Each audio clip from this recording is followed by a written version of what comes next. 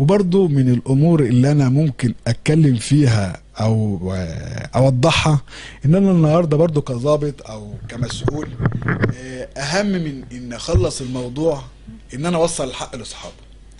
انا النهارده ممكن اكون انا عايز طرف اضغط عليه عشان خاطر ان هو كبير البلد، او عشان خاطر ان عارف ان هو هيستحمل، او عشان عارف ان هو المفروض هيخلص المشكلة، ان انا اضغط عليه عشان خاطر ان هو يتصالح ويتنازل عن حقه، لان الطرف التاني رفض التصالح الا بالتنازل عن المليون جنيه او ال800,000 جنيه اللي هو سارقهم. لا، هو التصالح يتم في سبيل ان انا بدون ضياع الحقوق المادية لأي طرف من الطرفين. دي المجالس العرفية اللي بيتم فيها. برضو بأكد ان احنا لسنا طرف في اي موضوع.